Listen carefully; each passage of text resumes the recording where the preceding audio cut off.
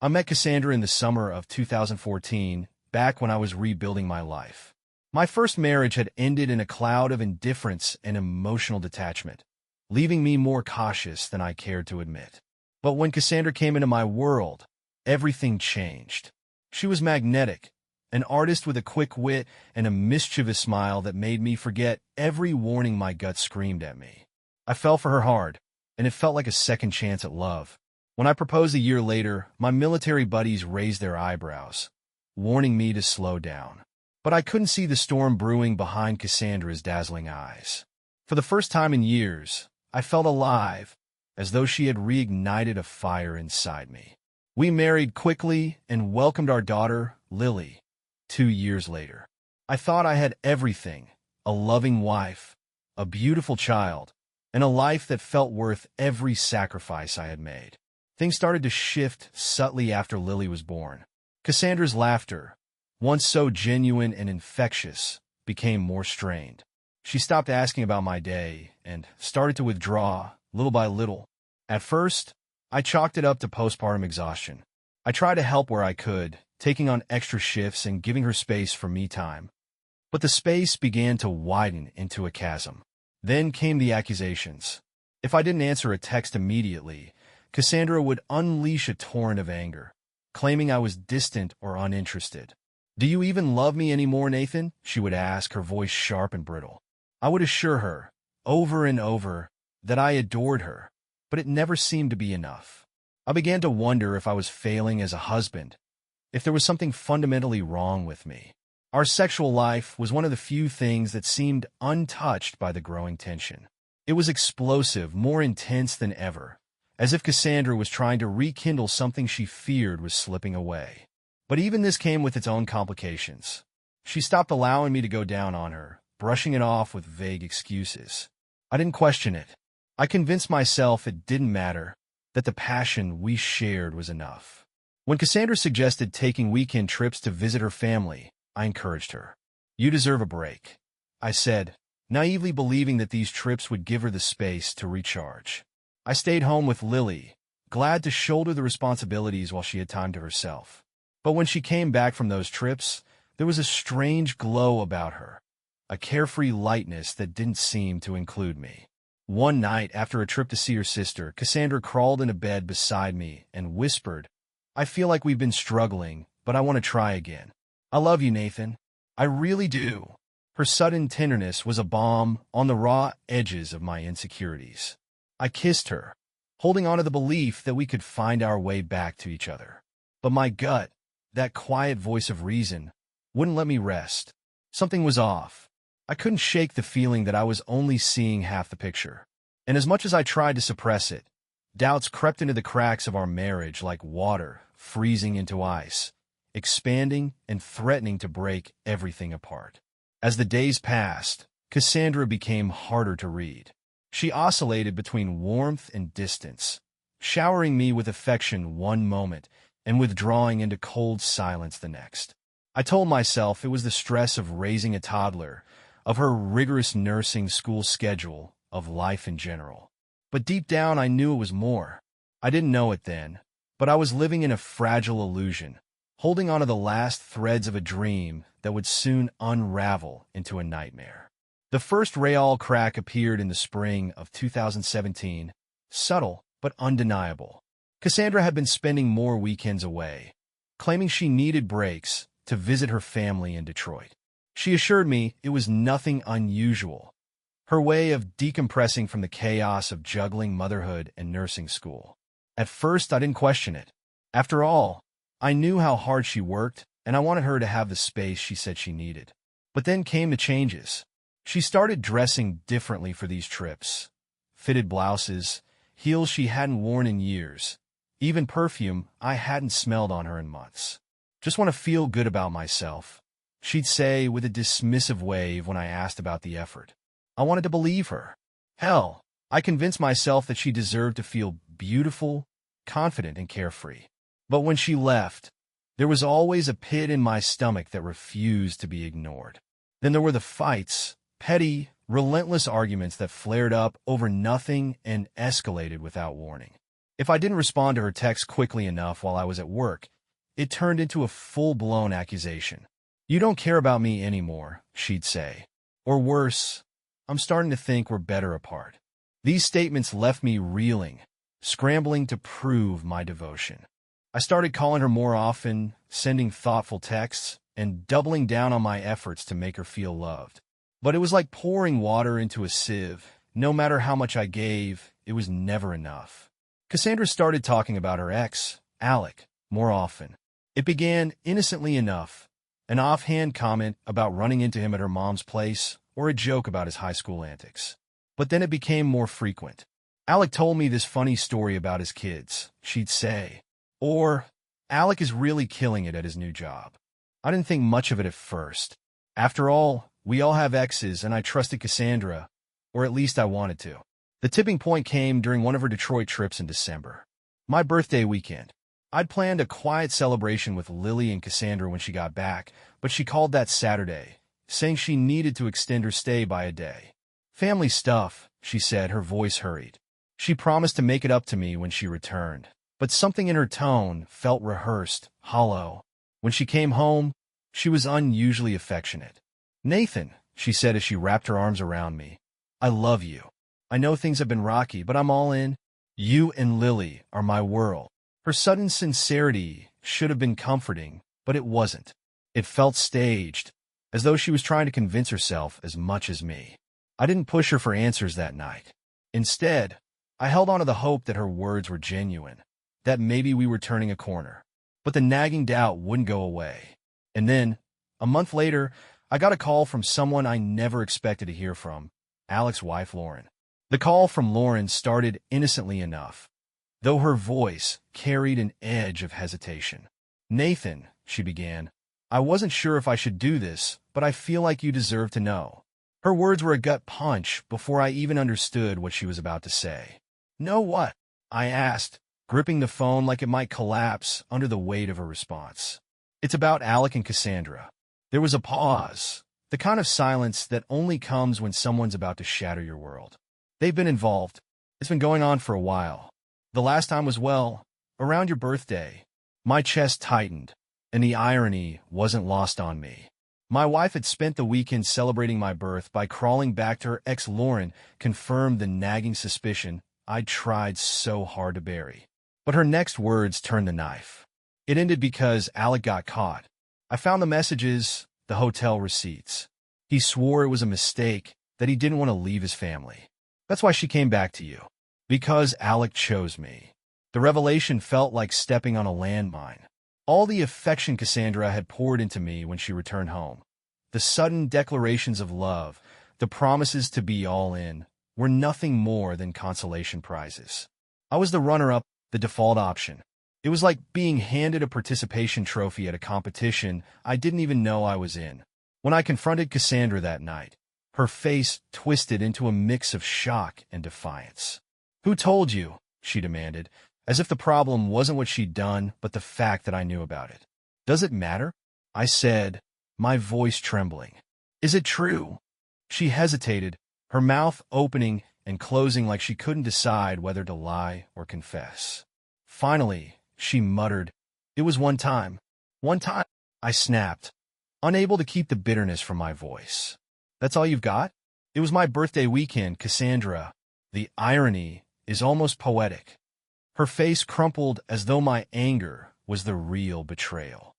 "I didn't mean for it to happen," she said, tears welling in her eyes. "I was confused, Nathan. I thought maybe I wasn't happy, but then I realized I was. I chose you." "Chose me?" I repeated, laughing bitterly.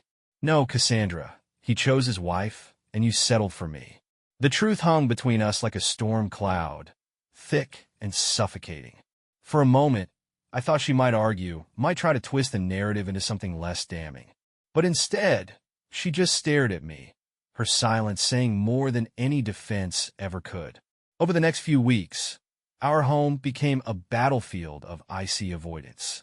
Cassandra acted like nothing had changed, making dinner, playing with Lily, even suggesting a weekend getaway, as though that could patch the gaping wound she'd inflicted. I, on the other hand, couldn't look at her without seeing Alec in her shadow. Every smile felt fake, every touch a betrayal. The final blow came one evening when I overheard Cassandra on the phone. I wasn't eavesdropping at first, but her hushed tone caught my attention. "It's over, I told you that," she whispered. "He knows now, and I'm trying to fix things. Don't make this harder than it already is." It didn't take a genius to figure out who was on the other end. My gut twisted as I realized she hadn't cut Alec out completely. The man who had thrown her aside was still lingering in our lives like an unwanted ghost. That night, as she slept beside me, I stared at the ceiling, grappling with a cruel thought. What if Lauren hadn't caught Alec? Would Cassandra have come back at all? The answer hit me like a freight train, and the irony of my situation became painfully clear. I wasn't her husband. I was her fallback plan. The receipt had 2 drinks on it, and a note scribbled at the bottom that read, "Thanks for the great chat, B." My stomach dropped as I stared at the receipt. It could have been innocent. Maybe it was just a work meeting, or maybe Brian had happened to be at the coffee shop and offered to keep her company. But combined with everything else, the late nights, the secrecy, the phone, the mentions of Brian, it felt like a piece of a puzzle I didn't want to solve. I didn't confront her. Not yet. Instead, I started paying closer attention, piecing together the little details I'd been ignoring. The way her voice softened when she talked about Brian. The way she avoided eye contact when I asked how her day was. The way her smile seemed forced when I mentioned spending more time together as a family. I didn't want to believe it, but the signs were all there. Something was happening, and it was only a matter of time before I found out what it was. Owen's revelations shook me to my core, but they also crystallized my resolve. Cassandra wasn't just careless, she was calculated. A master manipulator who left destruction in her wake, smiling sweetly while lighting the match. But this time, she had underestimated her target. I wasn't going to be her victim. Not anymore. I spent the next week crafting a plan, methodically gathering every scrap of evidence I had. Texts, emails, photos, and now the damning material from Owen. I met with my lawyer again, this time armed with enough ammunition to burn Cassandra's carefully curated facade to the ground. My goal wasn't just to divorce her. It was to make sure she couldn't twist the narrative or use our daughter as a pawn in her games. But I wasn't ready for what came next. On a quiet Thursday evening, while I was reviewing custody paperwork, Cassandra burst into the house. Her face was flushed, and her eyes were wild with panic. For a split second, I thought she might have figured out my plan, but then she slammed a stack of papers onto the table. "Did you think I wouldn't find out, Nathan?" she spat, her voice shaking. "You've been meeting with lawyers behind my back?" I kept my face calm, though my heart was pounding. "What did you expect, Cassandra? You've made it perfectly clear where your priorities lie, and they're not with this family." Her laugh was sharp and bitter. "You want to play the righteous husband now? After everything? You think you're so innocent. What are you talking about?" I asked, narrowing my eyes. She pulled out her phone and thrust it toward me. On the screen was a series of photos, me sitting with Owen at the iron post. The grainy images didn't show much context, but Cassandra didn't need them to spin her own story. "You've been conspiring with him, haven't you?" she hissed. "Don't act like you're above this, Nathan. You've been sneaking around, plotting, just like you accused me of doing." For a moment, I was caught off guard. How had she found out about Owen? Then it clicked. Cassandra's network of enablers, the same people who turned a blind eye to her behavior, were still watching. Someone must have seen us at the bar and tipped her off. But instead of folding, I leaned back in my chair and crossed my arms. "You're damn right I've been meeting with him," I said coolly. "Because unlike you, Cassandra, I'm not afraid of the truth." Her face faltered for a moment before hardening again. "The truth," she sneered. "The truth is, you've been checked out of this marriage for years. Don't pretend you're some victim." Her words stung, but I didn't let them show. "You're right about one thing," I said. "I've been blind to the truth for too long. But not anymore." I knew Cassandra wasn't going to back down without a fight. She thrived on chaos, and the only way to beat her was to be one step ahead. That night, I called Owen, asking for one last favor. The next day, I invited Cassandra to a family meeting. She was suspicious, of course, but I told her it was about Lily and the future of our marriage. It wasn't a complete lie. Lily was my future, even if Cassandra wasn't. We sat in the living room, the tension thick enough to cut with a knife. Cassandra's facade was in full force. Soft smiles, gentle tones, the caring wife act she wore like armor. But I knew better now. I've been thinking, I began, my voice calm. Maybe we can find a way to move forward amicably. For Lily's sake. Cassandra's eyes narrowed, trying to read me. That's what I've wanted all along, Nathan. I just want us to be happy again. Her words dripped with insincerity, but I nodded as though I believed her. Good, I said, sliding a folder across the table. Because I've taken the liberty of drafting some terms for our separation. She opened the folder, her smile faltering as she skimmed the pages. What the hell is this? She snapped, her voice rising. You think you're just going to take custody of Lily? That's not happening. Why not? I said, my tone sharp. You've made it clear she's not your priority. Or do you want to explain the hotel photo where you dragged our daughter into one of your affairs? Her face went pale, but before she could respond, I hit her with a final blow. And then there's Alec, and Owen, and the others. Should I keep going, Cassandra? Because I have it all. The room fell silent, her mask crumbling piece by piece. You've been spying on me, she said, her voice trembling. I've been protecting myself, I corrected, and protecting Lily from the mess you've created. She stood abruptly, pacing the room like a caged animal. This won't hold up in court, she said, trying to regain control. I'll fight you every step of the way. You can try, I said, standing to meet her gaze. But you should know something. Owen isn't just some bitter ex. He's been gathering evidence for years. If you want to drag this into court, Cassandra, I'll make sure every detail of your lies, your infidelity, and your neglect becomes public record. Her bravado faltered, and for the first time, I saw fear in her eyes. Cassandra wasn't used to losing control, but she could see the walls closing in. She sat back down, her hands trembling as she flipped through the folder again. What do you want, Nathan? She asked finally, her voice barely above a whisper. I want custody of Lily, I said firmly. And I want you out of this house. You can keep your car and some savings, but you're not taking anything else. For a moment, she looked like she might argue. But then she nodded, her shoulders slumping in defeat. Fine, she said quietly. You win. As Cassandra signed the papers, I felt a strange mix of relief and sadness. This was the end of a chapter one had once believed would last forever. But just as I thought the storm had passed, she looked up at me with a sly smile. You think you've won, she said, her voice laced with venom. But you'll see, Nathan. This isn't over.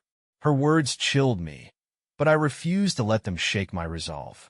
I had already come too far to let Cassandra pull me back into her games. Whatever she had planned, I was ready. Cassandra moved out the following week. The house felt different without her, quieter, calmer. Lily asked questions, of course. Where's Mommy? She'd say, her big eyes searching mine for answers. I kept my explanations gentle. Mommy's staying somewhere else for a while, I told her. But she loves you very much. The legal process moved swiftly. With the evidence I'd gathered, the court granted me full custody of Lily. Cassandra was given supervised visitation rights, a decision that seemed to sting her pride more than anything else. She didn't contest it, perhaps realizing that any fight would only expose more of her secrets. Just when I thought the storm had passed, I received an envelope in the mail, no return address.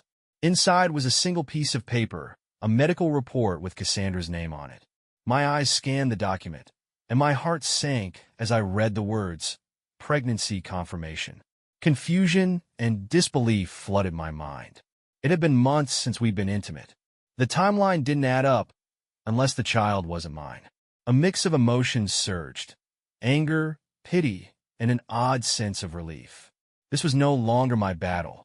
I decided to confront Cassandra one last time, not out of anger, but for closure.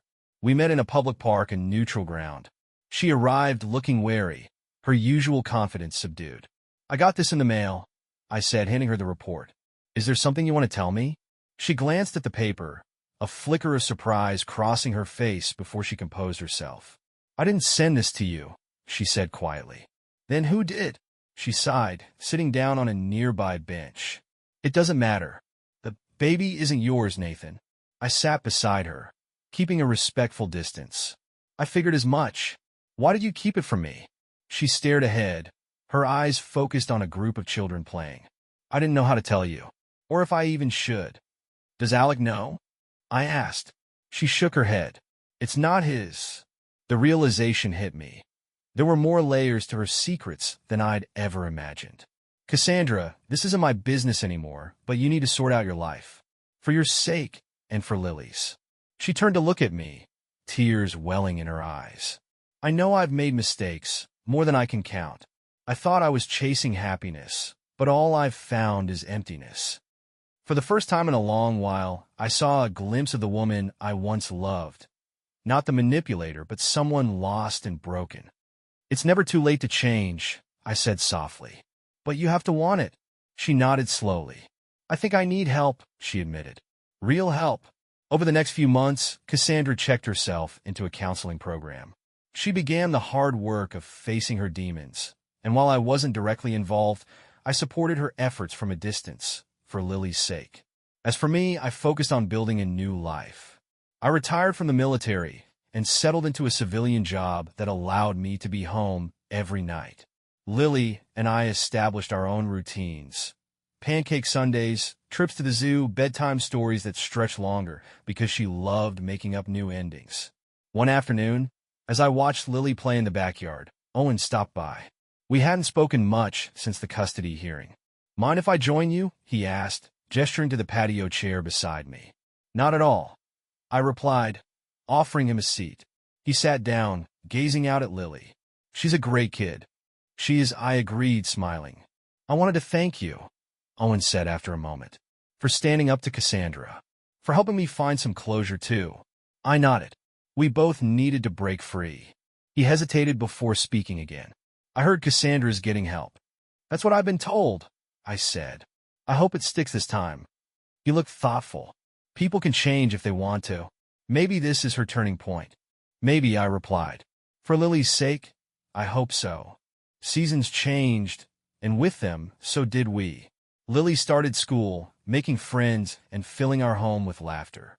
I found peace in the simplicity of our days, no longer overshadowed by suspicion or deceit.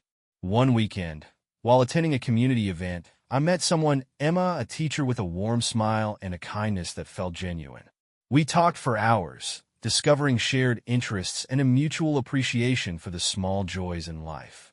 I wasn't looking for anything, but sometimes life has a way of offering second chances when you least expect them. We took things slowly, mindful of the paths we'd both walked. Cassandra completed her counseling program and reached out to arrange a visit with Lily. I agreed, setting firm boundaries to protect our daughter. The reunion was cautious, but hopeful. Lily was thrilled to see her mother, and I could see that Cassandra was making an effort. After the visit, Cassandra approached me. Thank you for giving me this chance, she said sincerely. I did it for Lily, I replied. She deserves to know her mother. She nodded. I understand. I just want you to know I'm committed to being better, for her and for myself. I hope that's true, I said. If you stay on this path, we can find a way to co-parent amicably. As she walked away, I felt a sense of closure. The wounds hadn't entirely healed, but they no longer defined me. I had faced betrayal and heartbreak, but I emerged stronger, determined to create a life of integrity and love.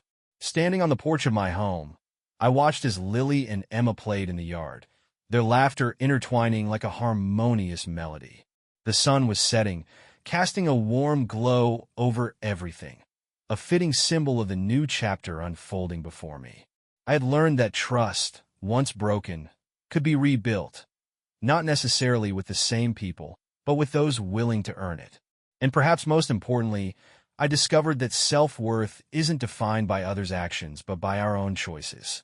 The future was uncertain, as it always is, but for the first time in a long while, I felt ready to embrace it, hopeful and unafraid.